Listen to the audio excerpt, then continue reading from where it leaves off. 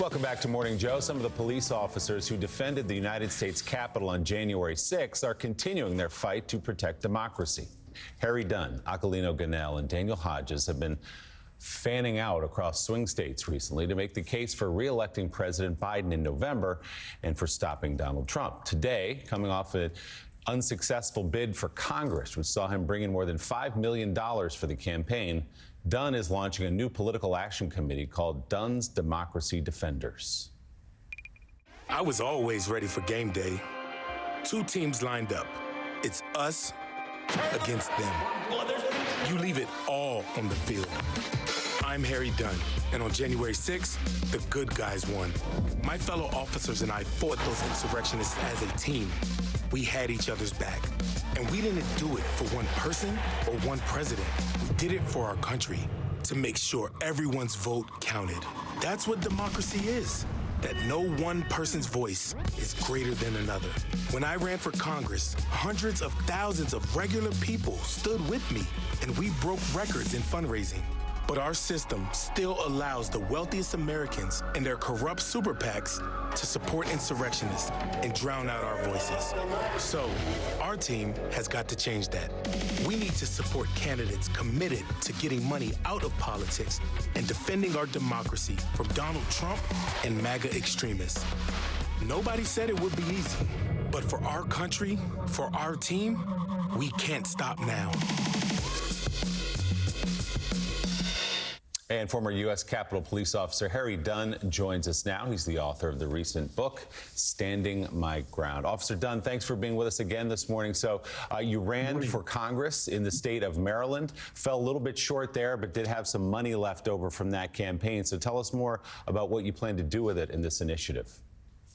Sure. Thanks for having me on. It's always good to be on with you all. Yeah, we did fall short, but the reason why I ran was to do everything I can do to continue to fight for democracy, to fight to preserve our Constitution, and to fight to stop MAGA extremists, and at the very top of the ticket, Donald Trump.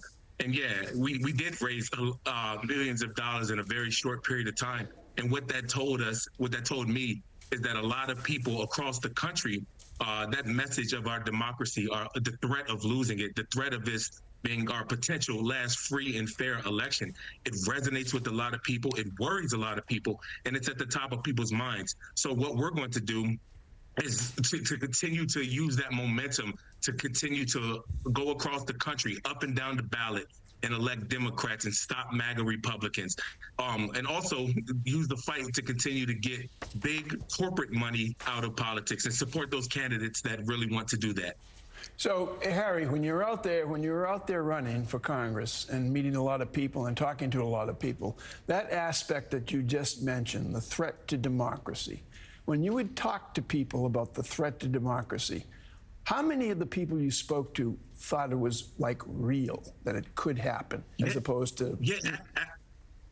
No, it worries a lot of people. It worries a lot of people because, like I said, a lot of the issues that, we talk about, codifying Roe v. Wade and common sense gun reform, lowering inflation, all of those things really, as important as they are, if we have a dictator in the White House, a dictator over democracy, what is the purpose? Those issues really don't even matter because the dictator gets what he wants. So everybody is definitely worried. Even people that voted against me for one of my opponents tell me that they were definitely worried about our democracy. So I think it is very front and center with a lot of people. And being out here on the campaign trail for President Biden, I'm in Pennsylvania right now. One of the things, people are definitely worried about it. It resonates with people. And as people have talked about, he's talking about retribution and imprisoning his political opponents. And people are really worried about that. Coming up, one of our next guests.